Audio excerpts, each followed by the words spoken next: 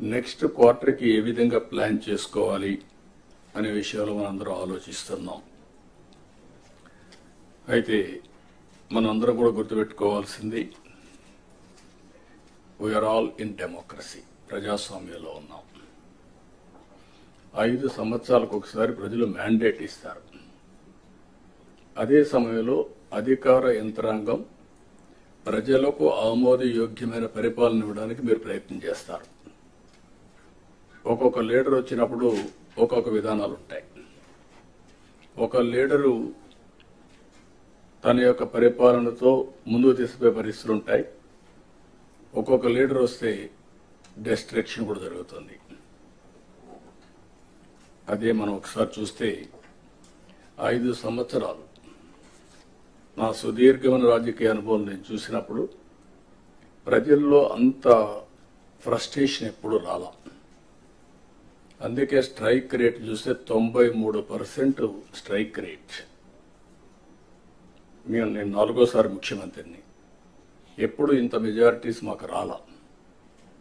అంటే అది ఇండికేషన్ ఏంటంటే ఇక్కడుండే వాళ్ళమే పరిపాలనలో ఉన్నారు మీరు, కానీ ప్రజలు ఆమోదించలేదు ఆనాటి పాలన. అయితే ఈరోజు యాస్పిరేషన్స్ కూడా ఎక్కువగా ఉన్నాయి.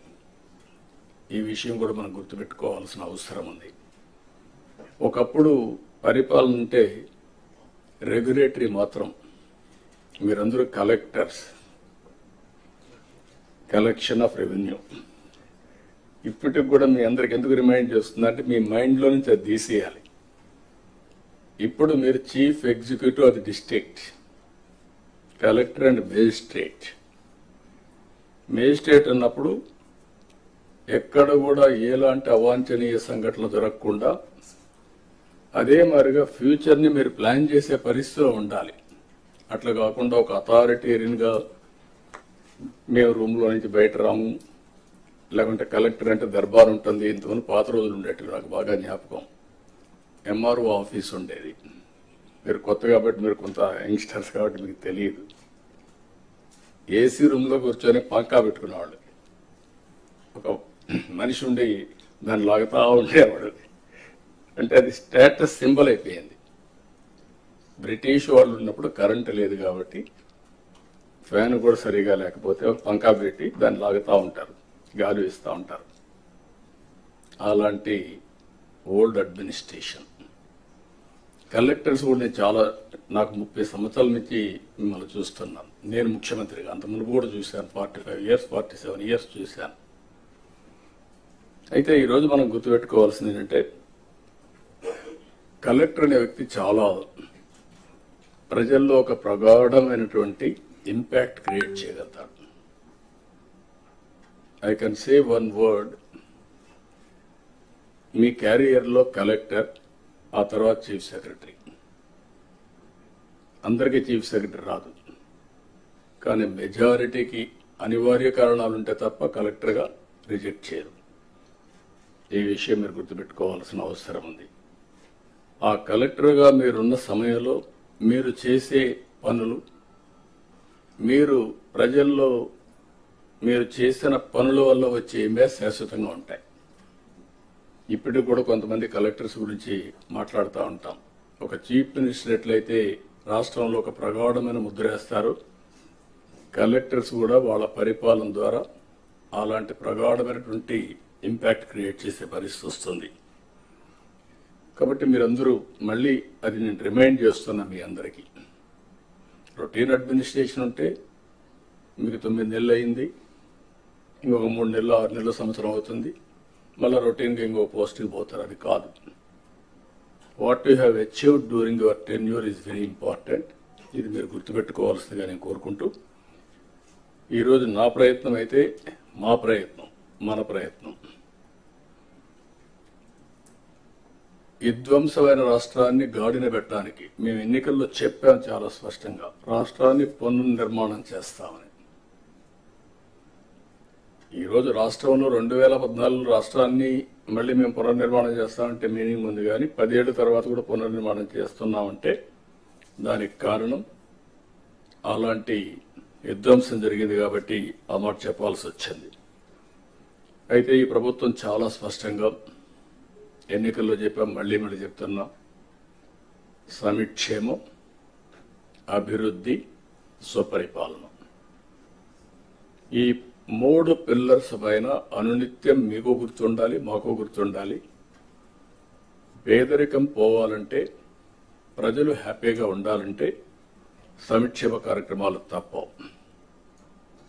సంక్షేమ కార్యక్రమాలు చేయాలంటే రెవెన్యూ కావాలి, ఆదాయం కావాలి. అప్పులు తెస్తే సస్టైనబుల్ కాదు. అందుకే ఈరోజు మీరు ఒకసారి చూసినప్పుడు 10 లక్షల కోట్ల రూపాయలు, 9,74,000 కోట్ల రూపాయలు డెట్. అది ట్రెషరీ కావచ్చు, లేకపోతే ప్రభుత్వం ఇచ్చిన గ్యారంటీలు కావచ్చు, లేకపోతే పబ్లిక్ సెక్టర్లో తీసుకొచ్చిన డబ్బులు కావచ్చు, మొత్తం కలిసి ఇప్పుడు డెట్ సర్వీసింగ్ చేయాలి. అప్పులు కట్టాలి, వడ్డీ కట్టాలి. మళ్ళా ప్రజల ఎక్స్పెక్టేషన్స్ ని, ఆస్పిరేషన్స్ ని మనం ఎప్పటికప్పుడు ఫుల్ఫిల్ చేయాల్సిన అవసరం ఉంది. అందుకే మేము సూపర్ 6 మాట్లాడాం. ప్రజల్ని ఆ రోజు కన్విన్స్ చేయడానికి కానీ, ఏం చేస్తామో నిర్దిష్టమైన హామీలు ఇవ్వడం. ప్రతి ఒక్క రాజకీయ పార్టీ కూడా ఎలక్షన్ మేనిఫెస్టో ఇస్తాం, ప్రజలు నమ్మి ఓట్లేస్తారు. ఆ తర్వాత పరిపాలన ద్వారా అవన్నీ ఫుల్ఫిల్ చేయడానికి ముందుకు పోతున్నాం. అందుకే 9 నెలల్లో మీరు చూస్తే అనేక హామీల్ని అమలు చేసుకుంటూ వచ్చాం. ఇప్పటికి పింఛన్లు దేశంలో ఎక్కడా లేదు. 4,000 రూపాయలు నా జీవితాలు నేను చూశాను. 2,000 నుంచి 200 నుంచి 2,000 చేశాం. మళ్ళీ 3,000 అయితే దాన్ని 4,000 చేశాం. తెలుగుదేశం పార్టీ 40 రూపాయలతో ప్రారంభించిన పింఛను ఈరోజు 4,000 రూపాయలు దేశంలో ఎక్కడా ఇవ్వని విధంగా ఇచ్చే పరిస్థితికి వచ్చాం. అదే మరి దివ్యాంగులకి మీరు చూస్తే 6,000 రూపాయలు చేశాం. అది కూడా 5,000 రూపాయల నుంచి 6,000 నేనే చేశాను.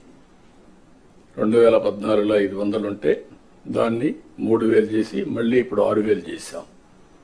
ఇది కాకుండా మీరు చూస్తే కిడ్నీ పేషెంట్స్ కానీ, డయాలసిస్ చేసుకునే వాళ్ళు కానీ, ఇలాంటి వాళ్ళు చాలా మంది ఉన్నారు. లెప్రసీ పేషెంట్స్ కానీ ఇలాంటి వాళ్ళందరికీ 10,000 రూపాయలు ఇస్తున్నాం. కొంతమంది బెడ్ రిడన్ అయిపోయారు, వాళ్ళకు ఒక మనిషి కావాలి, అసిస్టెంట్. దానికి మానవతా దృక్పథంతో 14-15,000 రూపాయలు ఇస్తున్నాం. ఈ దేశంలో నాకు తెలిసి ఎక్కడ ఇవ్వడం లేదు. ఈ ఒక్క కార్యక్రమంకే 33,000 కోట్ల రూపాయలు సంవత్సరానికి ఖర్చు పెడుతున్నాం. This is the biggest DBT welfare programme. మీరు గుర్తుపెట్టుకోవాల్సిన అవసరం ఉంది. ఇంత చేసినప్పుడు ప్రజల్లో ఎప్పటికప్పుడు రిమైండ్ చేయడం కోసం 1st తారీఖు ఇస్తున్నాం. పేరు కూడా పేదల సేవలను పెట్టుకొని మనం ముందు తీసే పరిస్థితికి వచ్చాం. ఇది కాకుండా మీరు చూస్తే 204 అన్నా క్యాంటీన్లు. ఇది ఒక స్ఫూర్తి.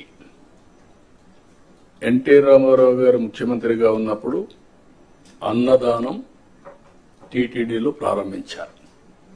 ఇప్పుడు అది 2,200 కోట్ల రూపాయలు కార్పస్ అయ్యి సర్ప్లస్ మనీ వచ్చింది. ప్రతిరోజు 1,00,000 మంది కంటే ఒక రోజుకి 2 లక్షల మందికి భోజనం పెడుతూ అది సర్ప్లస్ వచ్చే పరిస్థితి వచ్చింది. ఒక ఐడియా ఏ విధంగా ముందుకు పోయిందో, దానివల్ల చాలా మందికి అన్నదానం చేయాలి అనుకున్న వాళ్ళకి ఒక వేదిక కింద ఒక సాటిస్ఫాక్షన్, దాతలకు ఒక వేదికగా తయారయ్యే పరిస్థితి వచ్చింది. ఇంకొక పక్కన చూసి దీన్నే అన్నా క్యాంటీన్